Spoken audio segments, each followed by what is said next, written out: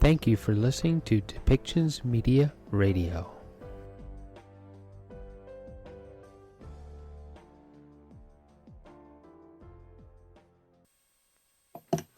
Bonjour à tous. Good morning, everyone. Je suis heureux d'être ici ce matin avec le ministre Leblanc, ainsi que la Dr. Tam et le Dr. New. The situation we're facing with COVID-19 remains extremely serious. On Sunday, Ontario reported a record single-day high of new COVID cases. And not just in Ontario, but in many parts of the country, ICU beds in hospitals are filling up. And the patients in them are younger and younger. This is not the place anyone wanted to be right now. Because when hospitals fill up, it puts pressure on nurses, doctors, and all healthcare workers. And it means that operations or treatments have to be cancelled or postponed, like for people who are waiting for cancer surgery.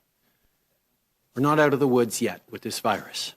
Everyone is working around the clock to get as many Canadians vaccinated as quickly as possible. But right now, more contagious and dangerous variants are spreading and threatening the progress we've made. Even with millions of Canadians already having received their first dose, we need to keep doing what we know works to stop the spread of the virus. So avoid gatherings, stay home when you can, wear a mask, keep your distance, and download and use the COVID Alert app. We know what it takes to stop this wave. We know how to get out of it. We've done it before. We just need to hang in there, be careful, and protect our loved ones, protect our essential workers, do the right thing so we can get to a summer that is better than right now. Today, I also want to address teachers, parents, and kids across the country. Yesterday, Premier Ford announced that schools will close in-person learning indefinitely as cases of COVID-19 rise sharply in Ontario. And we know that other provinces are watching the situation in their schools, too. I know this isn't easy. So to teachers, parents, and kids, thank you for your efforts once again. You are stepping up in incredible ways, and I know it's tough. Nobody wants to go back to online learning. Nobody wants to be stuck at home. But we have to make it through this, and things will get better because of what we're all doing right now. Since the beginning of the crisis, we've invested $2 billion through the Safe Return to Class Fund to help provinces and territories make your schools safer. And we will continue to do whatever it takes for as long as it takes to get us through this. Jusqu'à maintenant, on a livré plus de 11,3 millions de doses de vaccins contre la COVID-19 aux provinces et aux territoires. Pour ce qui est de Pfizer, cette semaine, comme prévu, on a reçu un peu plus d'1 million de doses. Pour ce qui est de Moderna, une livraison de 850 000 doses a atterri au Canada ce matin. La vaccination progresse. Chaque jour, il y a plus en plus de gens qui reçoivent leur dose. Mais ça n'empêche pas qu'il faut continuer de se protéger les uns les autres en suivant les conseils de la santé publique. Avec ces variants, les cas durant cette troisième vague se propagent très rapidement. On est tous tannés de la COVID-19. Avec les événements des dernières nuits à Montréal et ailleurs dans le pays, on voit que des gens ils sont de plus en plus frustrés. Mais quand on ne respecte pas les consignes de la santé publique, on ne fait que prolonger la situation. Et on veut sortir de cette troisième vague, tout le monde veut sortir de cette troisième vague le plus rapidement possible. On doit continuer nos efforts pour sauver des vies et pour aider nos travailleurs de santé qui sont débordés. Encore quelques semaines de se retenir, de suivre les instructions de santé publique, de faire très attention, et on peut avoir de l'espoir d'avoir un été beaucoup meilleur. Mais comme vous savez, les cas qu'on a aujourd'hui, c'est basé sur des actions qu'on a prises il y a une semaine, il y a 2 semaines. Et si on veut que dans 2 semaines, on puisse voir les cas baisser, bien, il faut faire les bonnes choses aujourd'hui. Les vaccins arrivent, mais il faut réduire les cas aussi. D'ici la fin de juin, on va avoir 44 millions de doses de vaccins. Alors, c'est surtout pas le moment de lâcher. Il faut aplatir la courbe. Depuis le début de la crise, on parle souvent des travailleurs essentiels. Que ce soit dans nos hôpitaux, dans nos écoles ou ailleurs, ces travailleurs font des efforts incroyables. Et quand on parle de travail essentiel, ça inclut bien sûr le travail crucial de nos agriculteurs qui nous permettent de mettre la nourriture de qualité sur nos tables. Une des choses que la pandémie nous a démontré, c'est à quel point il est important d'avoir un secteur agricole fort et résilient. Alors qu'on continue de travailler sur la relance économique, on veut s'assurer que les producteurs canadiens sous gestion de l'offre aient les outils nécessaires pour réussir. There are thousands of poultry and egg farms in Canada. A lot of them are owned by families. Last year, we promised those families that we would invest over $690 million over 10 years to provide full and fair compensation to Canada's chicken, turkey, and egg farmers following the CPTPP trade agreement. Later today, Minister Bibeau will share details about how this funding will help producers invest to modernize their farms and how it will help promote Canadian-made products here at home. But the bottom line is this. Our government will always be there for Canadian farmers. So to farmers, thank you for your incredibly hard work. You stepped up during this pandemic to get good food on our plates.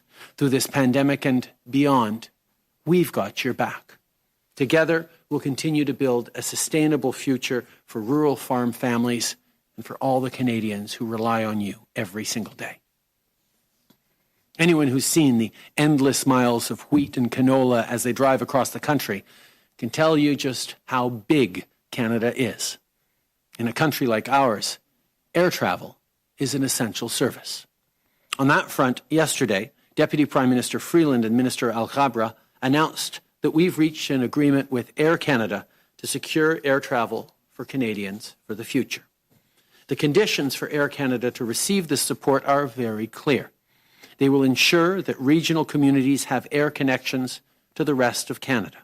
They will refund their customers for pandemic-related cancellations.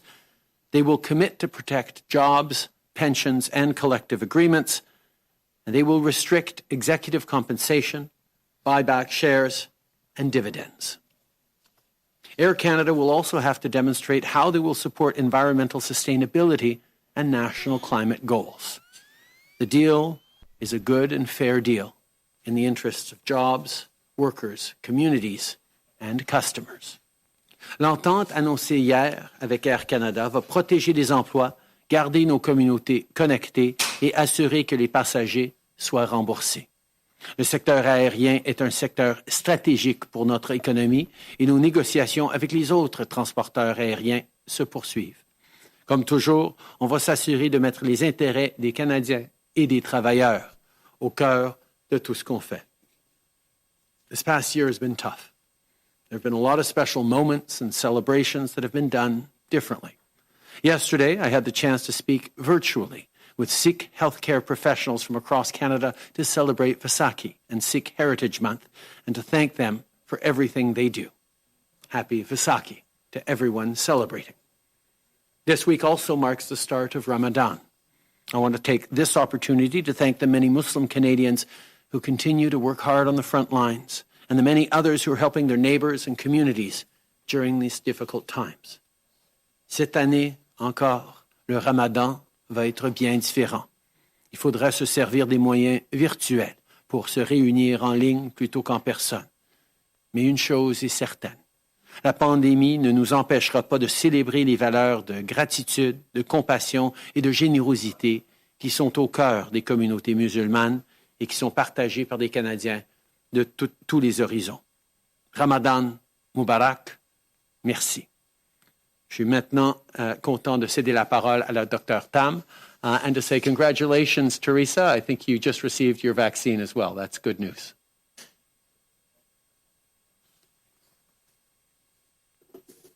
Bonjour à toutes et à tous. As we continue to track current surveillance data against the longer-range modeling forecast from just over 2 weeks ago, we are seeing daily cases still rising along a strong resurgence trajectory.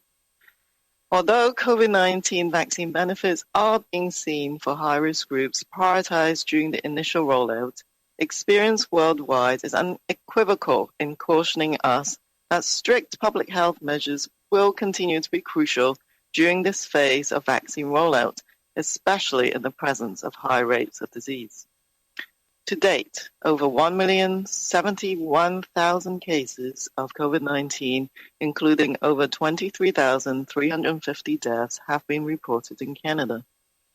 Over the past week, there has been a 33% rise in daily case counts, with an average of almost 8,100 new cases reported daily. During this same time, the number of people experiencing severe and critical illness continues to rise.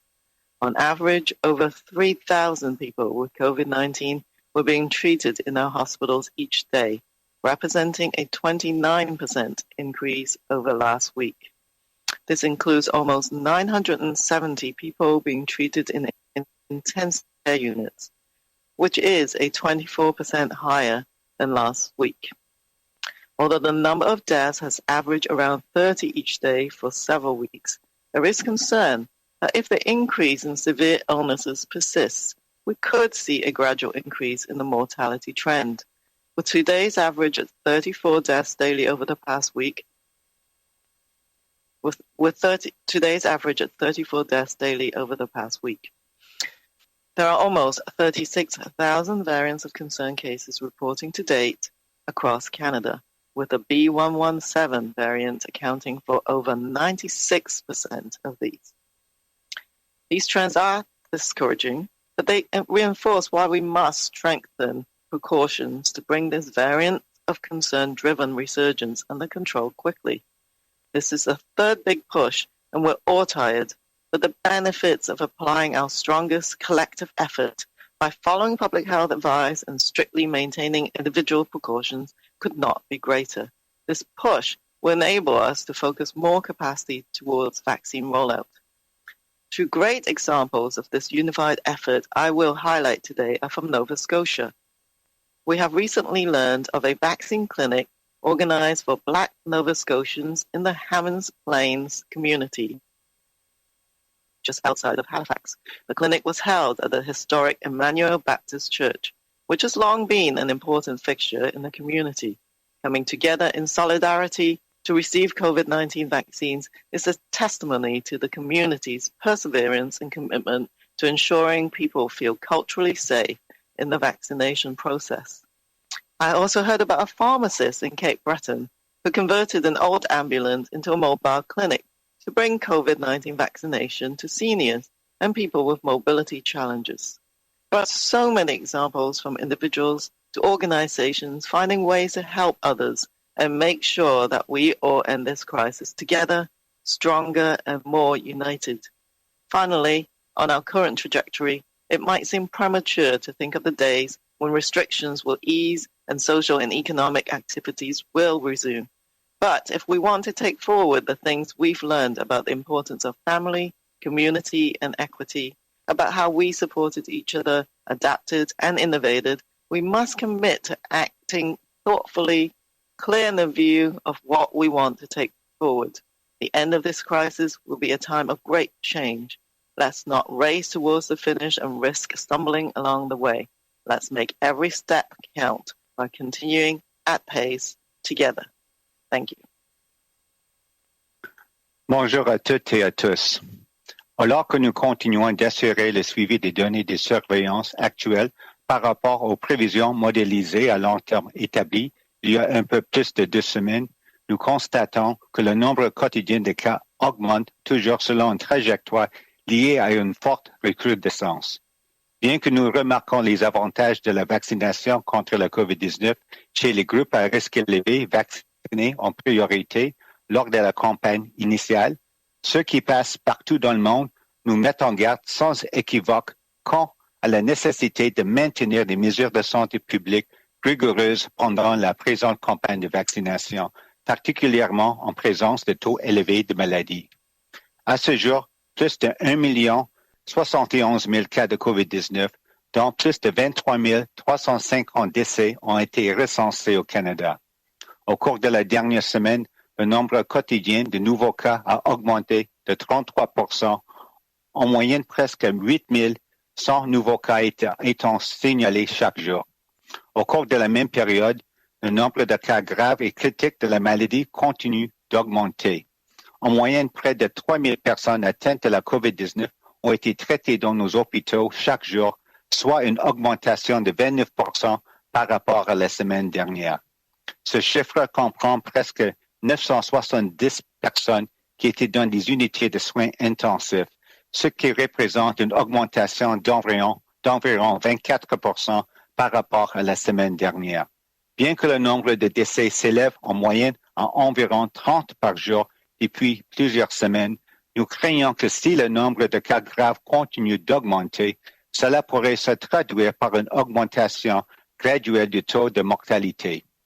Nous avons enregistré une moyenne de 34 décès par jour au cours de la dernière semaine. Il y a presque 36 000 cas de variants préoccupants signalés à ce jour au Canada, le variant B117 représentant plus de 96% des cas. Ces tendances sont source de découragement, mais elles démontrent pourquoi nous devons prendre des mesures de précaution encore plus rigoureuses afin de maîtriser rapidement cette recrudescence liée aux variants préoccupants. C'est notre troisième série d'efforts importants et nous sommes tous fatigués, mais les bénéfices que nous obtiendrons en nous serrant les coudes comme jamais auparavant, en respectant le Conseil de santé publique et en appliquant rigoureusement les précautions individuelles seront les plus importants à ce jour. Les efforts que nous déploierons nous permettront d'affecter davantage de ressources à la campagne de vaccination. Les deux exemples de solidarité que nous mentionnerons aujourd'hui ont eu lieu en Nouvelle-Écosse. Nous avons appris récemment qu'une clinique de vaccination a été organisée à l'intention de la communauté noire néo-écossaise à Hammond Plains, en périphérie de Halifax. La clinique s'est déroulée dans l'église baptiste historique Emmanuel, qui fait partie intégrante de la communauté depuis longtemps. Ce geste de solidarité dans le cadre de la vaccination contre la COVID-19 témoigne de la persévérance et de l'engagement de la communauté en permettant aux personnes de recevoir le vaccin dans le respect de leur culture. Nous avons également été informés qu'un pharmacien de Cap-Breton a converti une ancienne ambulance en clinique mobile pour permettre aux aînés et aux personnes à mobilité réduite de se faire vacciner contre la COVID-19. Les exemples sont si nombreux de gens et d'organisations qui innovent pour aider les autres à veiller à ce que nous sortions de cette crise ensemble plus forts et plus unis. Finalement, compte tenu de la trajectoire actuelle de la courbe, il pourrait être prématuré de songer au moment où les restrictions seront allégées et où les activités économiques et sociales reprendront. Cependant, si nous voulons mettre à profit ce que nous avons appris sur l'importance de la famille, de la communauté et de l'équité, sur comment nous avons pris soin les uns des autres, nous nous sommes adaptés et avons innové, nous devons nous engager à agir de façon réfléchie, en sachant clairement quelles leçons nous désirons en tirer. Cette crise laissera place à une période de changement important. Ne nous hâtons pas trop vite, car nous risquerions de rencontrer des obstacles. Passons chaque étape une à la fois, en continuant de faire les choses tous en même temps. Merci. Thank you, Dr. New. The PM will be answering questions for 20 minutes. Minister LeBlanc and doctors will remain available for more questions for another 15 minutes afterwards. One question, one follow-up, starting with the phone. Merci beaucoup, Dr. New. Le premier ministre va répondre aux questions pendant 20 minutes et doit nous quitter par la suite. Le ministre LeBlanc et les docteurs répondront à d'autres questions par la suite pour un total de 15 minutes. Une question, une sous-question, en commençant par le téléphone. Opérateur, c'est à vous. Merci. Thank you. Please press star 1 if you have a question. Veuillez appuyer sur étoile 1 pour poser une question. Notre première question est de Lina Dipp de la presse canadienne. À vous la parole. Please go ahead. Oui, bonjour. J'aimerais savoir si les derniers développements sur le vaccin de Johnson & Johnson changent quelque chose à notre intention de commander les 10 millions de doses. Est-ce que ça retarde le contrat ou est-ce qu'on attend encore les premières doses fin avril? Merci, Lina. On est dû pour recevoir nos premières doses de Johnson & Johnson à la fin du mois d'avril. Mais évidemment, on va continuer de regarder attentivement ce qui se passe aux États-Unis avec leur expérience. On continue d'être en discussion avec la compagnie et de comparer nos données avec tous nos partenaires. Mais Santé Canada va toujours prendre les bonnes décisions pour assurer la sécurité de tout le monde. Et c'est aussi un exemple de pourquoi c'est une bonne chose qu'on ait tellement de différents contrats avec différentes compagnies de vaccins, parce que même sans Johnson & Johnson, on va avoir plus de 44 millions de doses d'ici la fin du mois de juin. C'est important d'avoir plusieurs options et c'est exactement ce qu'on a. Donc, si je comprends bien... Juste une seconde, Lina, je vais répondre en anglais d'abord. Allez. We are still on track to receiving our first shipment of the Johnson & Johnson Janssen vaccine by the end of this month. But obviously, we're following closely developments in the United States, and we can assure everyone that Health Canada will, every step of the way, put the health of Canadians first and foremost in any decisions we make around distributing vaccines. But it also goes to highlight that it was important that we signed deals with a large range of potential vaccine makers because we didn't know which ones would be most effective, which ones would arrive early. That's why Canadians are well served, and even without the Johnson & Johnson vaccine, we are going to be receiving over 44 million doses by the end of June. En suivi, Lina? Merci. Donc, dommage que Mme Annan ne soit pas là, mais si je comprends bien, on ne touchera pas au contrat, ça ne changera rien. On va quand même acheter les 10 millions de doses et décider entre-temps si on les administre ou pas, si jamais il y a un problème. Est-ce que c'est comme ça que ça marche? On a signé des contrats avec 7 différentes compagnies à travers le monde l'année passée pour justement s'assurer que, quelles que soient les compagnies qui livraient le meilleur vaccin ou un vaccin efficace rapidement, nous allions être bien positionnés. Donc oui, on a un contrat, on a acheté des doses de Johnson & Johnson et on espère que ça va être des doses qu'on pourra utiliser pour protéger les Canadiens de la COVID, mais on va prendre nos décisions basées sur les recommandations de Santé Canada, basées sur ce qu'eux y concluent par rapport à ce qu'ils voient dans le monde.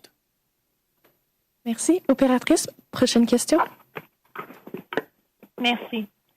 Our next question is from Ryan Timothy from the National Post.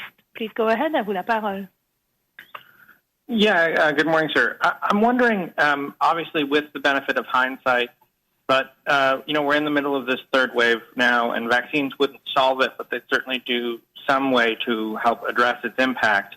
Is there anything about our vaccine procurement approach as a country that you, in retrospect, now think was a mistake or where you would have liked to have acted earlier?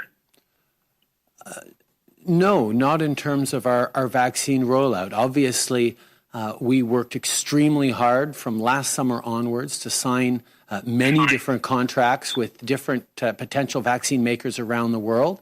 And we were among the first countries to start getting approved vaccines into arms back in December. We've seen various vaccine companies challenged with development or manufacturing issues. But in general, the vaccines have been arriving in Canada in steadily increasing numbers. And I think it's important to remember that vaccination alone, even being well advanced in vaccinations, doesn't necessarily lead to an ability to ease public restrictions. Just look at the case of the UK, where they obviously have a higher rate of vaccination than we have, but they also have significant restrictions and have kept them in place for quite a long time. what we need in order to ease restrictions in this country as we get closer to the summer is both for more people to get vaccinated and for the caseloads to go down across the country. Those are the two things we need to make sure happens. And restricting caseloads or reducing caseloads has to do with following public health advice, restricting our movement, limiting gatherings, wearing a mask, washing your hands, doing all those things that we know will reduce the number of cases around the country, because we've succeeded in doing it before in the second wave and way back in the first wave as well. Following up, Ryan? Yeah, sir. The third wave that we're seeing now is worse than it has been at any point during the pandemic for some parts of the country. I'm wondering if now, especially as these cases continue to rise, if you're considering any tighter restrictions from the federal level, either restrictions between travel at provinces or maybe more restrictions on incoming travel from overseas. On incoming travel from overseas, we already have some of the strongest restrictions in the world and have had those in place since last March for well over a year now. The 2-week mandatory quarantine on essential travelers, the limits on non-essential travel, now the testing, the pre-boarding testing, the on-arrival testing, the mandatory quarantine while we're waiting for the results of the tests, and the 2-week quarantine in a safe situation at home are all things that have meant extremely limited importation of the virus from overseas. Unfortunately, we're still getting a lot of transmission inside the country, and that is something that we need to continue to monitor. But that's not something that the federal government needs to step up on. The extraordinarily successful example of the Atlantic bubble, for example, was done without the federal government dictating to the Atlantic provinces that they needed to do this. They made that decision on their own, and it was the right one. And of course, as a federal government, we supported them. Similar things for the Northern Territories. We are there to support the provinces as they make difficult decisions on restrictions. And part of why we're making those decisions easier is by providing unprecedented supports for small businesses, for workers, for families, for seniors, for young people, to make sure that people can stay home and stay safe, if it's at all possible, to keep those essential workers safer. Merci. Opératrice, une dernière question au téléphone, s'il vous plaît. Thank you.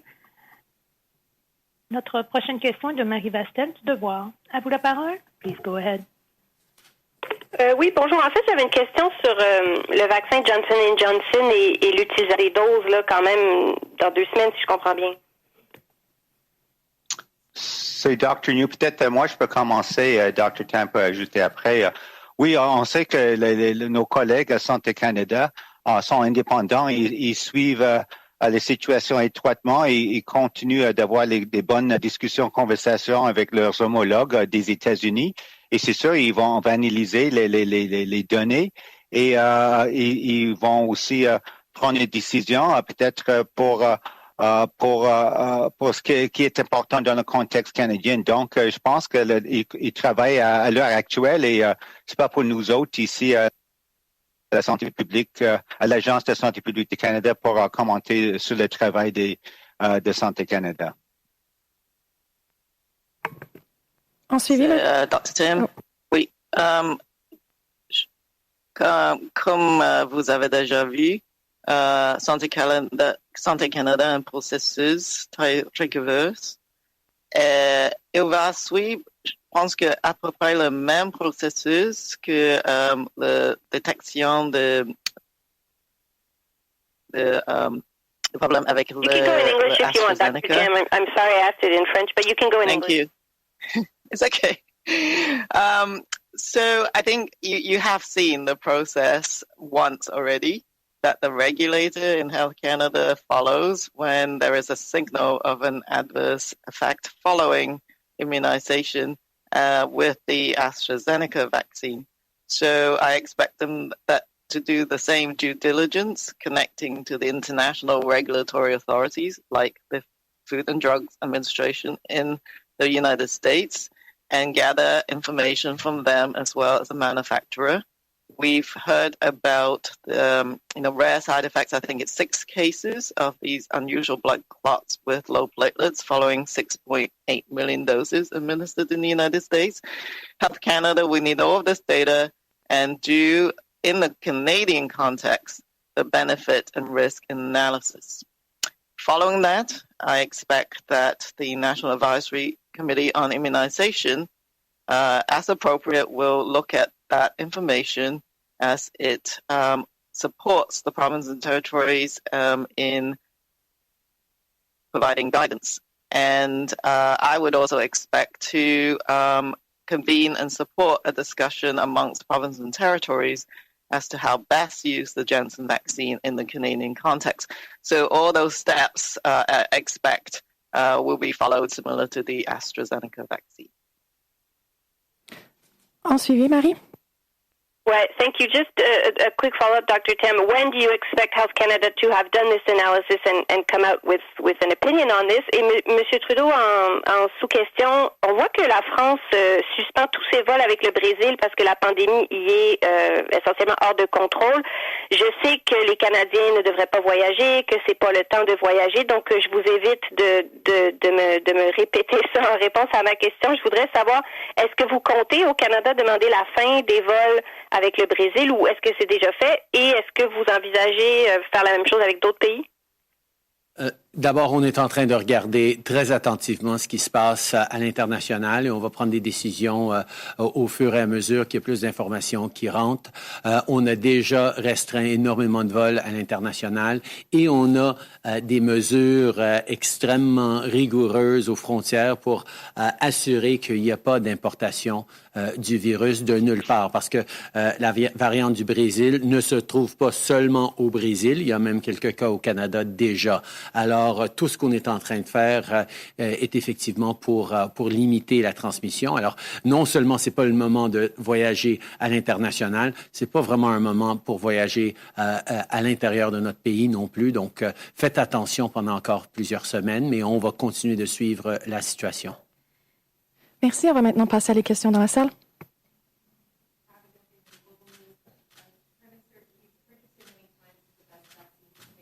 That's available. I'm wondering what you say to Canadians who are at a higher risk of blood clots or who have other complications that may prevent them from getting vaccinated. Is that still the right messaging around vaccine hesitancy when many Canadians have legitimate questions about in the face of conflicting information? Medical professionals, whether it's your family doctor, whether it's your pharmacist, whether it's the National Guidelines Committee, NACI, are making recommendations around which vaccines are right for which people. That means that gets translated into whichever vaccine you are offered is going to be the right one for you.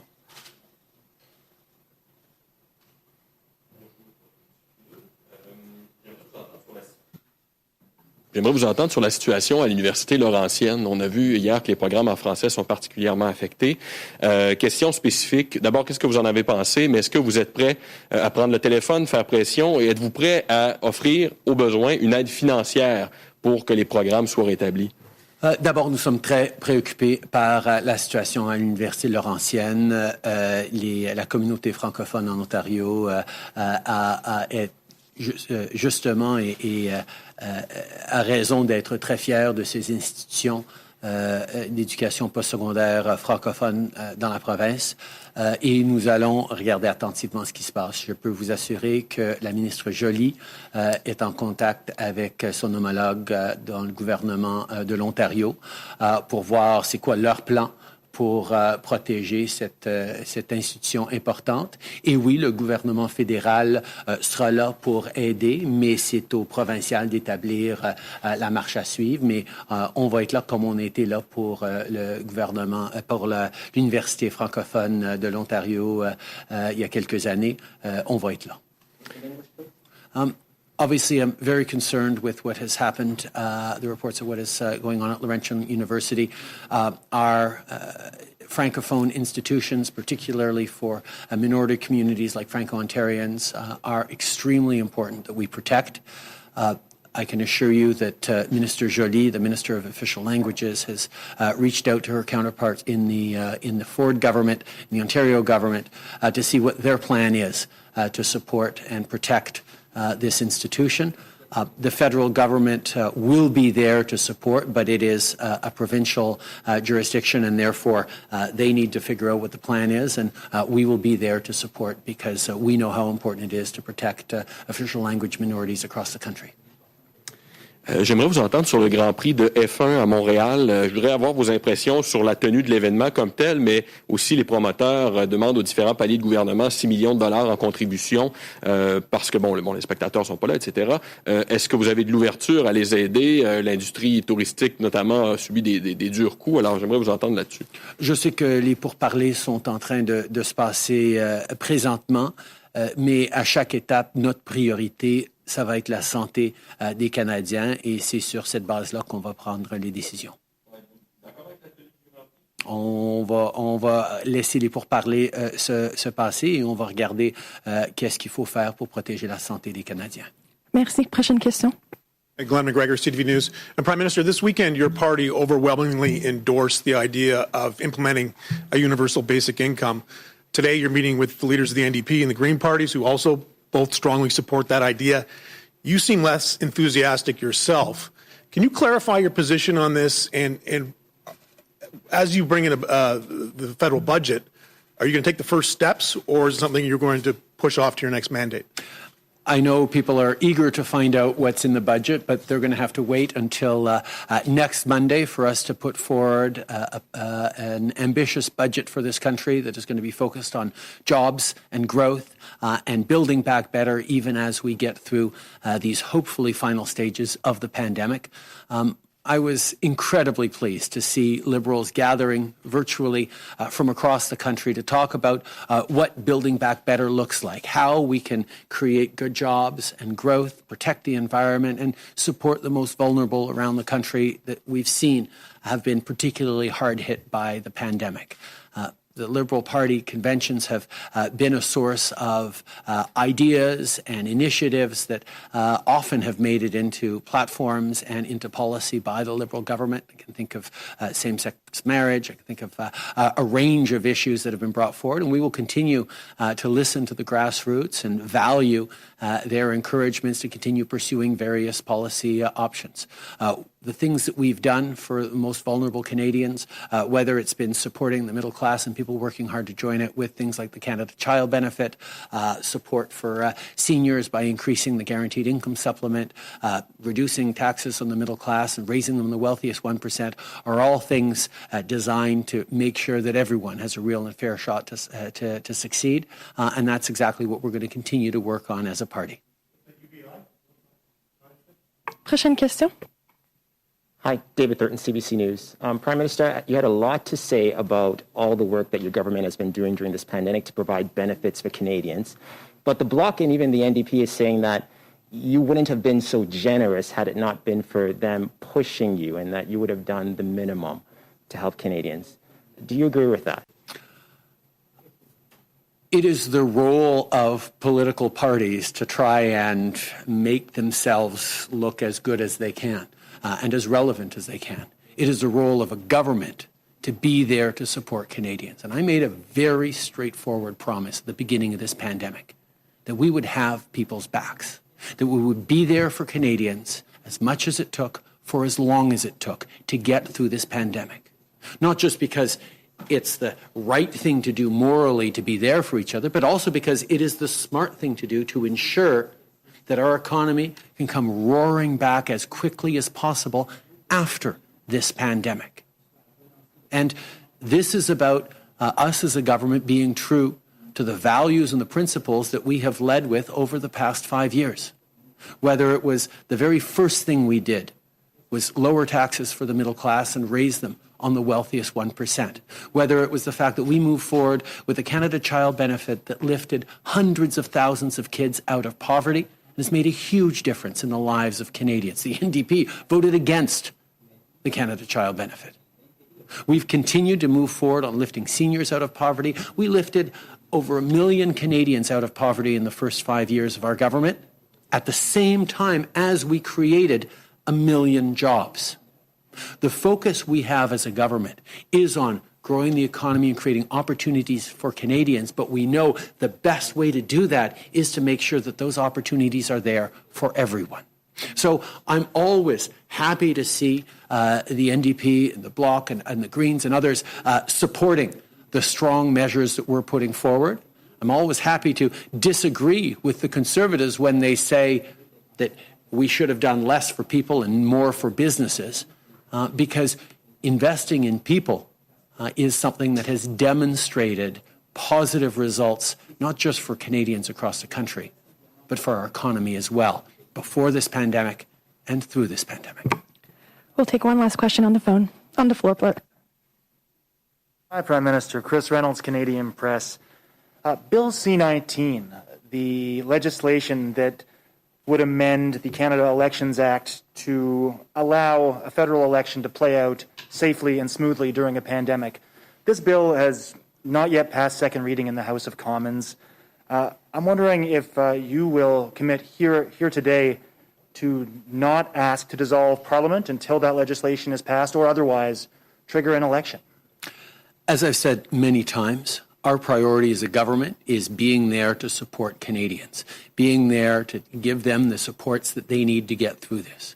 A great example of that is the Fall Economic Statement that put forward significant measures to support Canadian families and workers through this difficult time. Unfortunately, the Conservative Party, amongst others, have been blocking this piece of legislation and preventing that help from getting out to Canadians.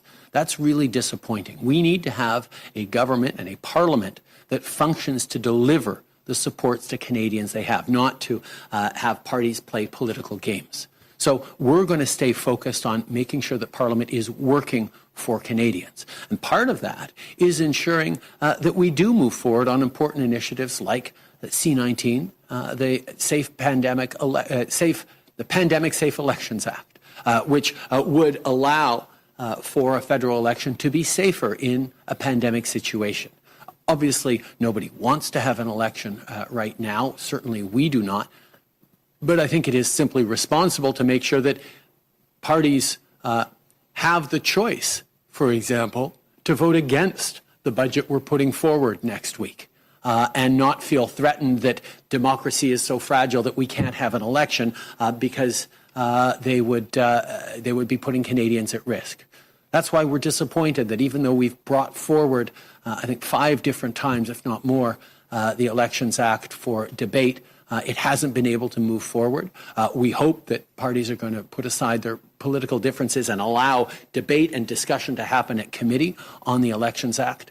Because we need to have a parliament that functions, but first and foremost, we need to be delivering for Canadians as we're in this third wave, and we're going to do everything we need to get Canadians the support they have to have while we bring forward a budget, while we move forward on direct supports for Canadians.